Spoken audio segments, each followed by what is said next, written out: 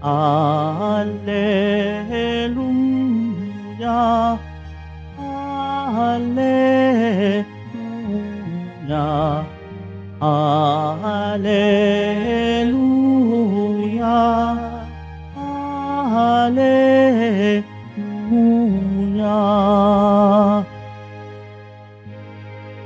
Buhay ang salita ng Diyos, ganap nitong natatalos tanang ating niloloob.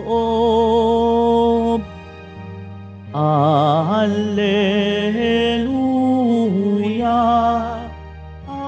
Alleluia, Alleluia,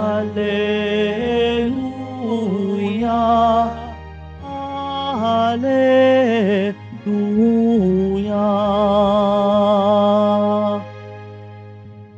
Sumainyo ang Panginoon. At sumaiyo rin. Ang mabuting balita ng Panginoon ayon kay San Mateo. Papuri sa iyo, Panginoon. Noong panahong iyon, sinabi ni Jesus, "Saba ninyo mga eskriba at mga pariseyo, mga mapag-imbabaw, ibinibigay ninyo ang ikapu ng gulaying walang halaga, ngunit kinaliligtaan ninyong isagawa ang lalong mahalagang aral sa kautusan, katarungan, ang pagkahabag at ang katapatan. Tamang gawin ninyo ang mga ito, ngunit huwag naman ninyong kaliligtaang gawin ang iba. Mga bulag na taga-akay, sinasala ninyo ang niknik sa inyong inumin, ngunit nilulunok ninyo ang kamelyo. Saba ninyo mga eskriba at mga pariseyo, mga mapag-imbabaw, nililinis ninyo ang labas ng tasa at ng pinggan, ngunit ang loob nito'y puno ng mga nahuthot ninyo dahil sa kasakiman at pagsasamantala. Bulag na pariseyo, linisin mo muna ang mga nasa loob ng tasa at ng pinggan, at magiging malinis din ang labas nito." Mga kapatid, ang mabuting balita ng Panginoon. Pinupuri ka namin, Panginoong Heso Kristo. Magsiupo mo ng lahat. Magandang umaga po sa inyong lahat. Welcome po sa Minor Basilica and National Shrine of Jesus Nazareno. Ngayong araw mga kapatid ay pinagdiriwang natin ang paggunita kay Santa Monica, ang ina ni San Agustin na gugunitain naman natin bukas. Siguro isa sa mga pwede tayong ma-inspire kay Santa Monica ay yung kanyang walang kamatayan at yung kanyang walang hanggang pananalangin. Marami dito sa atin nagpupunta sa Quiapo Church dahil maraming pinagdadasal o merong napakatagal ng pinagdarasal. Si Santa Monica, naging instrumento siya o ang kanyang pananalangin sa pagbabagong buhay ng kanyang anak at di lang ng kanyang anak, pati ng kanyang asawa.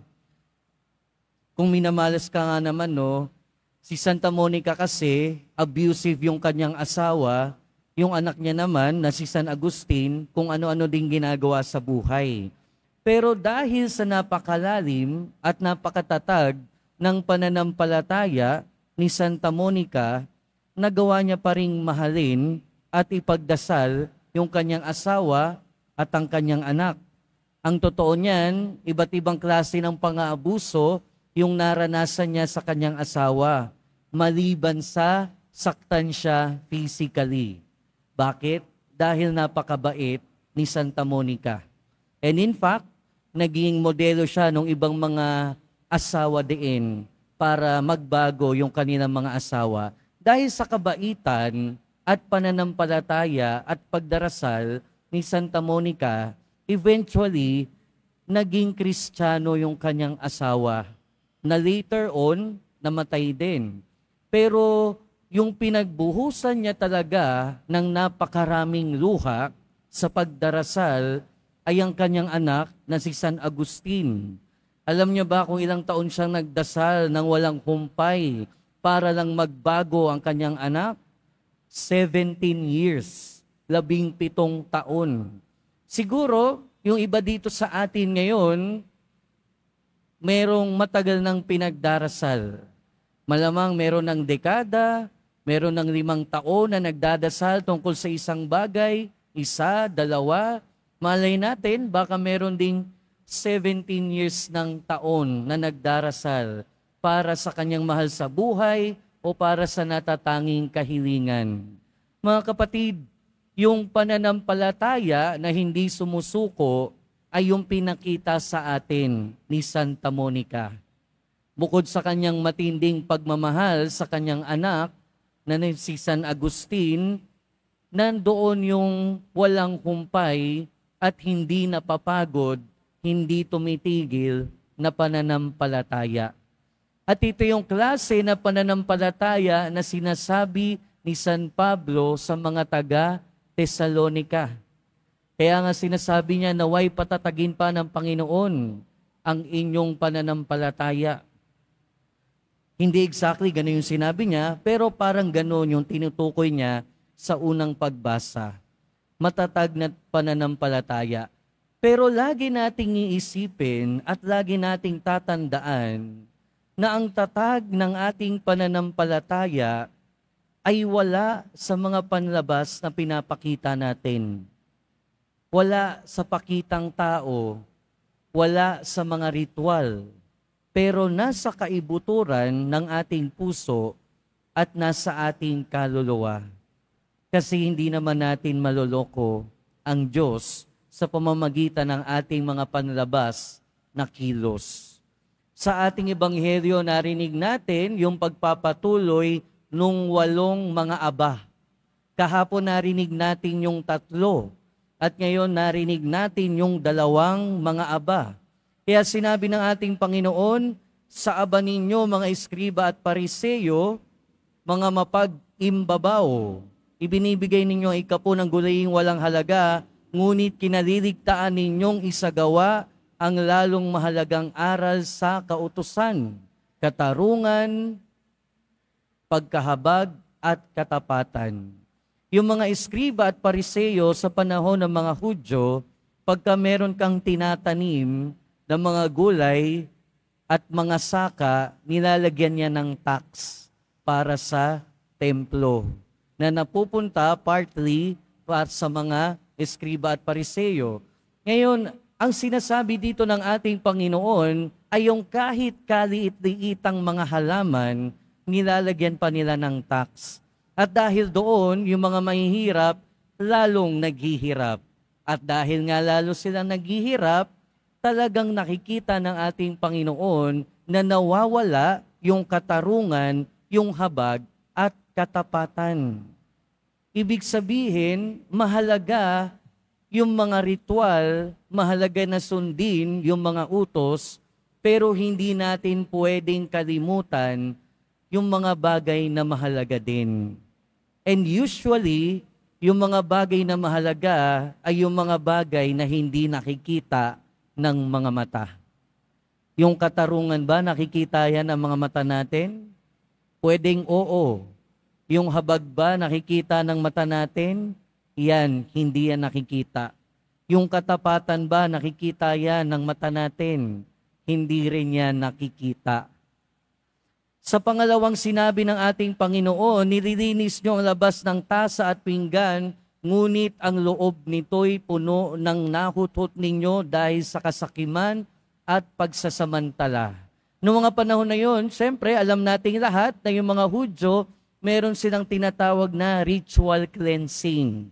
Na ang lahat sa kanila, merong ritual kung paano maglinis, kung paano maghugas, at yung tendency nung ibang mga eskriba at pariseyo ay maging sobrang strikto sa mga bagay na ito. To the point na kapag nakita na yung iba na hindi gumagawa ng tama, galit na galit sila at pinipintasan yung iba. At yun yung naranasan ng ating Panginoon sa kanyang buhay. Kaya nga, di ba, maalala natin, sinisita ang ating Panginoon sa ibang bahagi ng Ebanghelyo. Bakit hindi naguhugas ng kamay yung mga alagad mo? Sa iba pang pagkakataon, sinabihan sila, bakit sila pumumpitas ng uhay ng palay o ng trigo sa araw ng pamamahinga? Bakit ka nagpapagaling sa araw ng pamamahinga? In other words, sa kanilang observance, sa marami nilang ritual, nakakalimutan talaga nila yung mga mas mahalagang bagay. Pero yun yung pananampalataya nila. At sa pamamagitan nun, akala nila tumatatag yung kanilang pananampalataya.